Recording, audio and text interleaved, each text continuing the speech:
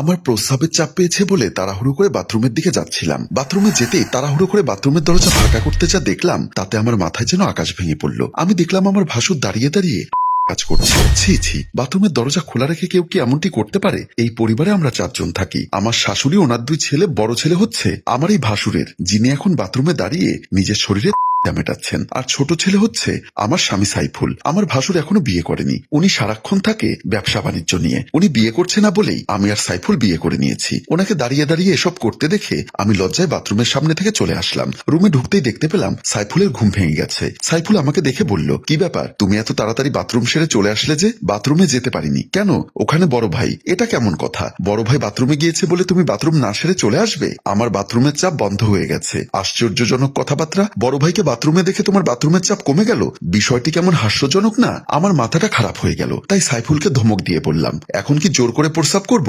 বলেছি তো আমার বাথরুমের চাপ কমে গিয়েছে, তাই আমি চলে এসেছি। আমার ধমক খেয়ে সাইফুল চুপ হয়ে গেল। আমি কিভাবে আমার স্বামীকে বোঝাবো আমার ভাসুর বাথরুমে যা করছে তা দেখে এমনিতেই আমার মন খারাপ হয়ে গেল। এখন এই কথাটা আমি আমার স্বামীকে কিভাবে বোঝাই? হয়তোবা আমার ভাসুরের লজ্জা শরম নেই বলে বাথরুমের দরজা বন্ধ না করে ওসব করছে, কিন্তু আমার তো লজ্জা শরম আছে। ওনার এখন পরিপূর্ণ বয়স, এই বয়সে ওনার স্ত্রী দরকার, কিন্তু উনি বিয়ে না করে নিজের চাহিদা নিজেই মেটাচ্ছেন। অনেক ডাক্তারি আর্টিকেলে পড়েছি যে সমস্ত নারী পুরুষ নিজের চাহিদা নিজে মেটায় ওদের নাকি বিয়ে করার মন মানসিকতা থাকে না। তাই মনে হচ্ছে আমার ভাসুরেরও বিয়ের প্রতি কোনো আগ্রহ নেই। না হয় এতটুকু বয়স হলো, এখনো উনি বিয়ে করছে না কেন? আমি যখন শুয়ে শুয়ে কথাগুলো ভাবছিলাম তখন সাইফুল আবার বলল, কি হলো, তুমি না ঘুমিয়ে ফ্যাল ফ্যাল করে ফ্যানের দিকে কি তাকিয়ে আছো? আমার ঘুম আসছে না, তুমি ঘুমো। তুমি যদি এখন না ঘুমো তবে কাল সকালে বড় ভাই অফিসে যাবে, আমিও অফিসে যাব।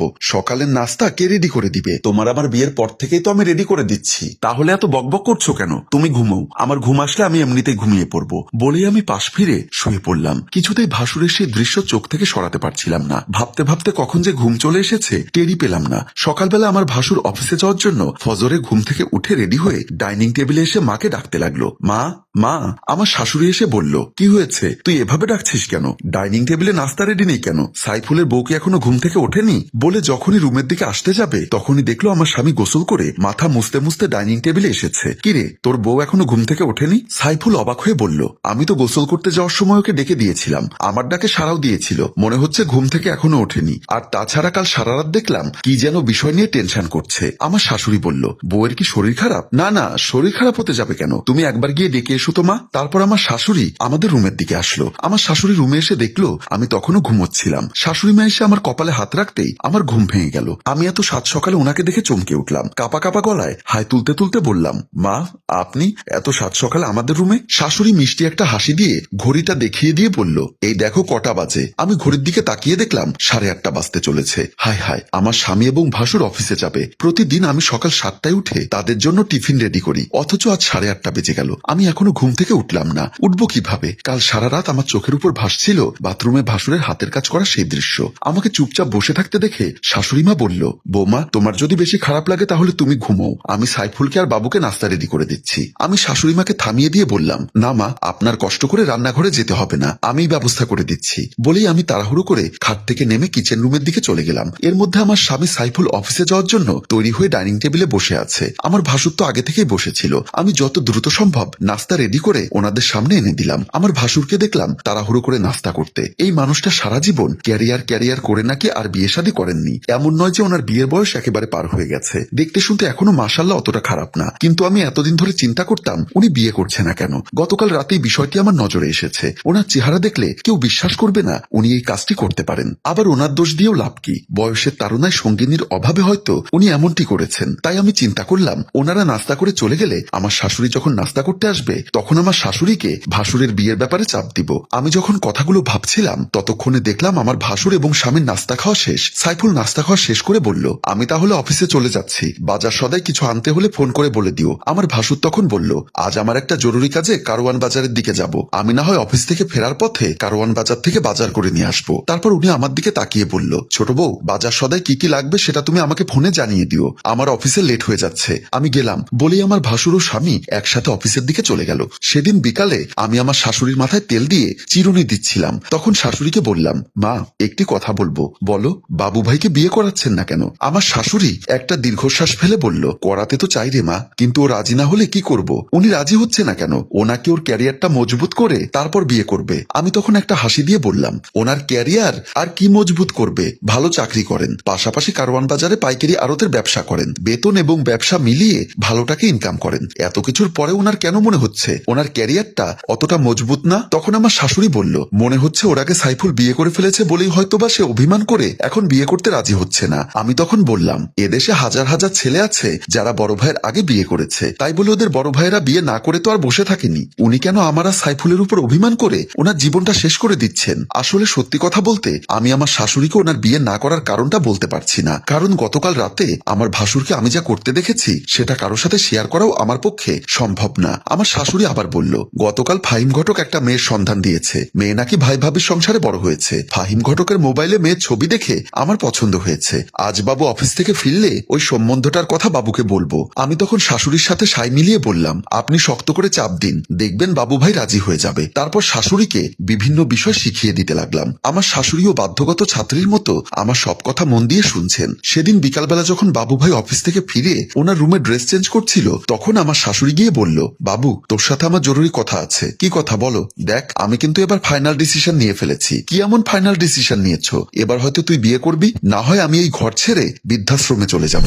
মাকে এমন হার্ডলাইনে যেতে দেখে বাবু ভাই বলল, বিয়ে যে করব সেই উপযুক্ত পাত্রী কোথায় পাবো? পাত্রী একটা আমার সন্ধানে আছে। আগামী শুক্রবার বাদে জুমা আমরা সবাই মিলে মেয়েটিকে দেখতে যাব বলে মেয়ের ভাইকে আমি কথা দিয়েছি, তুই আর না করিস না বলে আমার শাশুড়ি চলে আসলেন। পরে শুক্রবার যথারীতি আমার স্বামী সাইফুল, আমার শাশুড়ি এবং ভাসুর গিয়েছে পাত্রী দেখতে। সাথে ঘটক ফাহিমও ছিল। আমি যাইনি, কারণ আমি ছোট ভাইয়ের বউ। ওখানে যদি আমার পরিচয় পায় তাহলে আমার ভাসুর লজ্জা পাবে, তাই আমাকে ইচ্ছা করেই আমার শাশুড়ি এবং স্বামী যেতে নিষেধ করেছে। ওনারা পাত্রীদের ড্রয়িং রুমে বসে আছেন। সামনে পাত্রীর বড় ভাই মমিন চৌধুরী। আমার শাশুড়ি বলল, মমিন সাহেব আপনার বোনকে নিয়ে আসুন, আমাদের আবার তারা আছে। পাত্রীর বড় ভাই মমিন চৌধুরী বলল, আপনারা এত দূর থেকে এসেছেন, আগে একটু নাস্তা পানি করুন, তারপর না হয় আমার বোনকে দেখবেন। আমার শাশুড়ি আবার বলল, ঘটককে তো আমি আগেই বলেছি আপনাদের সাথে বিয়ের কথা পাকাপুক্ত না হওয়া পর্যন্ত আমরা এই ঘরের এক গ্লাস পানিও ছুবো না। সাথে সাথে ফাহিম ঘটক বলল, এই কথা আমি ওনাকে আগেই জানিয়ে দিয়েছি ভাইজান, পাত্রের অনেক ব্যবসা বাণিজ্য আছে, তাই উনি এক মিনিটও এখানে বসে থাকতে পারবেন না।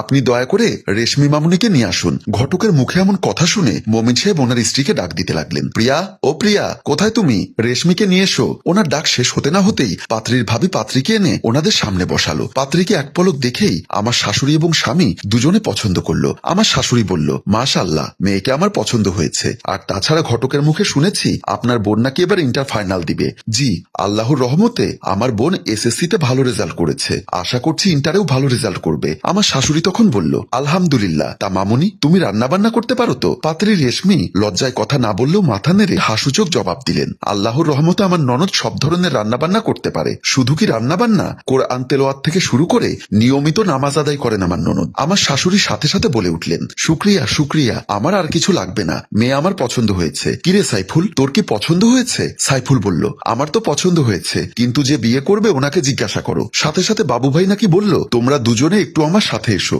বলেই মা এবং ছোট ভাইকে নিয়ে উনি ড্রয়িং রুম থেকে উঠে রুমের এক পাশে চলে গেলেন। রুমের এক পাশে যেতেই আমার শাশুড়ি বলল, এই পাত্রী বাবুর সাথে ভালোই মানাবে। কি বলিস সাইফুল, এরকম মেয়ে লাখে একটা পাওয়া যায়। না ভাইজান, তুমি বলো। সাথে সাথে আমার ভাসুর সবাইকে অবাক করে দিয়ে বলল, মেয়ে আমার পছন্দ হয়নি। আমার শাশুড়ির মাথায় যেন আকাশ ভেঙে পড়ল। উনি অবাক হয়ে প্রশ্ন করল, কেন?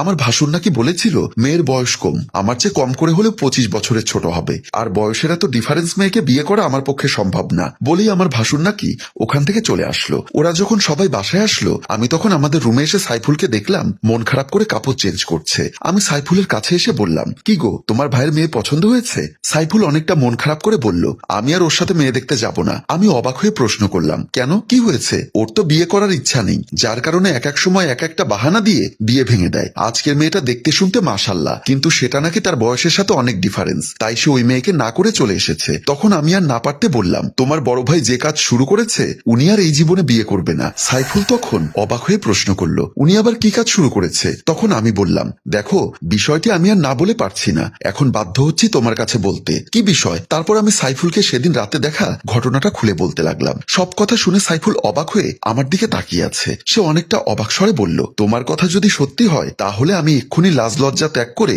বড় ভাইকে সব কথা জিজ্ঞাসা করব, কেন উনি নিজের হাতে নিজের জীবনটা নষ্ট করছেন। বলে সাইফুল রুম থেকে বের হয়ে গেল। কিছুক্ষণ পরে দেখলাম আমার ভাসুরের রুম থেকে সাইফুল আমাকে ডাকছে। আমার লজ্জায় ওখানে যেতে ইচ্ছা করছিল না, কিন্তু সাইফুলের ডাকাডাকিতে না গিয়ে পারলাম না। আমি ভাসুরের রুমে ঢুকতেই ভাসুর আমার দিকে তাকিয়ে বলল, ছোট বউ, লজ্জা পাবার কোনো কারণ নেই। সেদিন রাতে তুমি কি দেখেছিলে আমাকে একবার বলো তো। ভাসুরের মুখে এমন প্রশ্ন শুনে আমি লজ্জায় ওনার দিকে তাকাতে পারছিলাম না। তাই আমার ভাসুর আবারও বলল, স্বামীর কাছে যেহেতু বলতে পেরেছো, আমার সামনেও বলতে পারবে। দেখি বলো তো, সেদিন রাতে তুমি কি দেখেছিলে। তারপর একরকম লাজ লজ্জার মাথা খেয়ে আমি সব কথা খুলে বলতে লাগলাম। আমার মুখে সব কথা শোনার পর আমার ভাসুর হাসতে হাসতে শেষ। তারপর একসময় উনি হাসি থামিয়ে বলল, সেদিন রাতে পরপর সকাল সকাল অফিসে যেতে হবে, তাই আগের দিন রাতে আমি শেভ করতে বাথরুমে ঢুকেছিলাম। বাথরুমে ঢুকে দেখি আমার ফোমের বোতলের ফোম প্রায় শেষ, তাই ফোমের বোতলটা নিয়ে অনেকক্ষণ ঝাঁকাতে লাগলাম। দীর্ঘক্ষণ ঝাঁকাঝাঁকি করার পর একটু পরে ফোম বের হয়েছিল, তাও আবার ফেনা ফেনা জাতীয় ফোম। যেহেতু এত রাতে আমি আর ফোম পাবো না, তাই আমাকে ওই অবশিষ্ট ফোম দিয়েই শেভ করতে হবে। হয়তোবা আমি শক্ত করে ফোমের বোতলটা নাড়াচাড়া করছিলাম বলেই তোর বউ তখন পেছন থেকে আমাকে দেখে